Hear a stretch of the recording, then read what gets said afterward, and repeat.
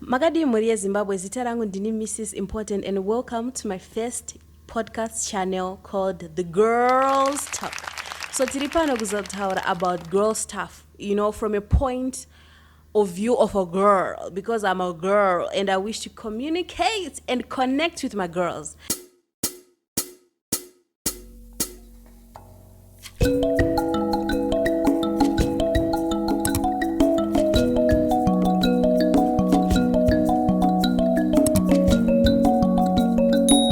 So topic ya nasi is Kuzvida versus kudada.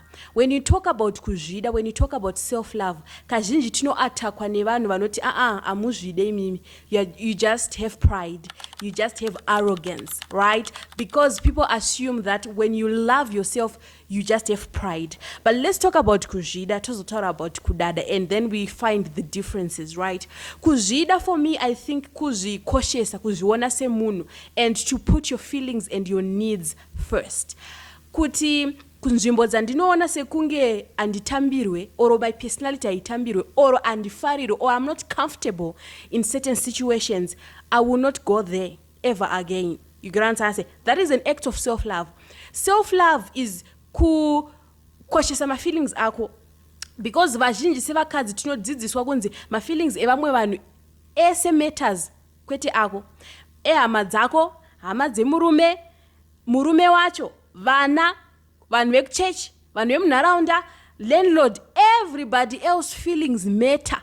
Asi wewe ako they don't matter. So tinopedzera takungoita upenyu hwekungoraramira kufadza vamwe vanhu kuti vanhu vekuchechi vanoda kuti ndidai, vanhu veku this vanoda kuti ndidai, vanhu ava vanoda kuti ndidai, takungoraramira kufadza vamwe vanhu because we assume and we've been taught kuti our feelings don't matter. For me, example, ndakasvika panguva yekuti andichade makuwa, and as a lady tinoziva kuti ukama watinawo nevanhu, it's all about gossip. Ndakagara pasi ndikaona kuti inini pachangu I'm not satisfied with my own life.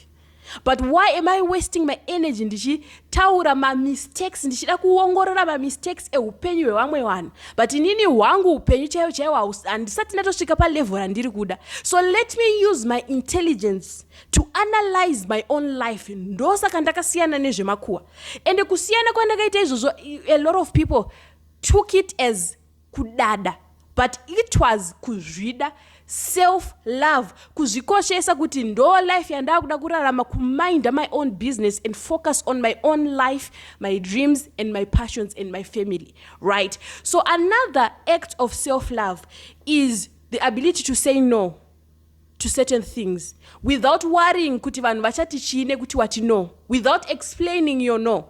The ability to say yes to certain things without explaining your yes. Self-love, kuita kurarama upenyu hwako authentically without worry kuti vanhu vari munharaunda umo vachati chii.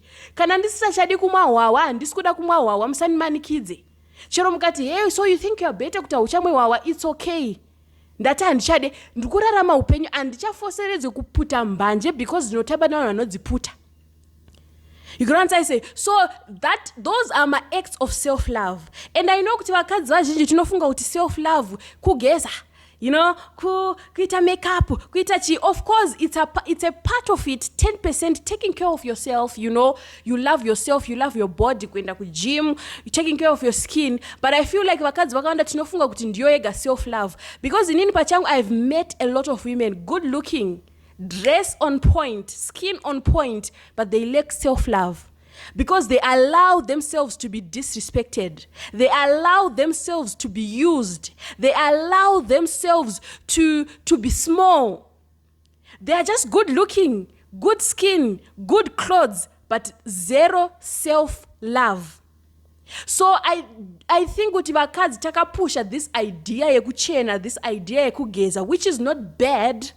But I feel like we need to push inner work, inner healing, inner love. Like everything starts within, right? That is what we need to push, because once you value yourself, automatically you're going to take care of yourself. Automatically you're going to consider, your looks, what you eat and all of those things. But zvinotangira within. Vazhinji tiri kungofukidza, tiri kuvhara, kuda kugadzira skin, kuda kugadzira chi. Unowana a certain level of respect, but pane kakudhererwa kanoitika so. You can understand, you can be beautiful, you can be good looking, but pane kakusaizwa kaunoita because you lack that inner authority to say no and yes to certain things. So I feel like we need to work more towards on our inner self-love. Zvekunze izvi zvinozongozviita zvega. You don't need anyone to teach you how to dress, how to do certain things. Of course, you can copy other people's style. You know, I'm also inspired by certain people, but I feel like if you focus more on inner authority, inner self-love, zvimwe zvese zvinozotevera. Right? So ngatitaure about kudada. Kudada manje kwakatosiyana nekuzvida. Right? Kudada kuganza. Kufunga kuti vanhu vasina zvauinazvo vakapusa oro vari pasi pavo. Kufunga kutsvinyira vanhu vasati vasvika palevel rauri. Remember pandataura about self-love, about kuzvida, ndambotaura zvinhu zvemari. Ndataura about inner work, personality that you have, right? But kudada kunoitwa nevanhu vanokoshesa material things. Kuti ini ndine mari kukudarika saka ndokuganzira, saka I'm better than you. Ini ndine mota iwe hauna saka ndokuganzira, iwe usina mota ndokutsvinyira. Ini ndine murume, oh my God, so I'm better than you, oh my God. Like, I feel sorry for people who think just because they have a husband, they assume they are better than other women. But anyway, that's a topic for another day. I realize that ndandasiya my headphones. I hope it doesn't make any difference per sound. You know, ndichiri kutanga ndichiri kudzidzira, I still want to figure things out. But anyway, but mugona kudada ndekwe vanhu vanoganza with material things, with, you know, money, clothes, cars, whatever. Vanhu vanoassume kuti ivo ndo vakangwara because they have ABC, so everybody asina zvainazvo akapusa ndo kudada. Ndo kufunga kuti you are better than people because you have things and everybody ari pasi pako. You know, kana uchizvida self-love unokwanisa kunzwisisa kuti ndinga asati asvika pandiri financially, but it doesn't mean kuti akapusa. There are people who are intelligent but vasina mari, ingova isati yakwana chete. Kuva neupfumi is just chipo, is just luck. Ndezve muropa menyu or whatever, or buna mai baba kana tateguru vakakurumidza kukugadzirirai nzira kuti mimi pamakazotevera makafamba nyore chete. Doesn't mean you are intelligent. Some people are starting from scratch. Pane statement rekuti some people are so poor, all they have is their money. That's how it is. Kune vanhu vanodada.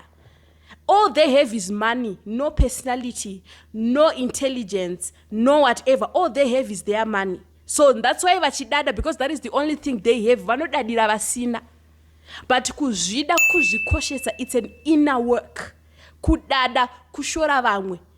Kana uchizvida ushore vamwe, asi unongozvikoshesa iwe pachako. I think that is the difference between kuzvida and kudada. And for me personally, I promote kuzvida. I promote self-love.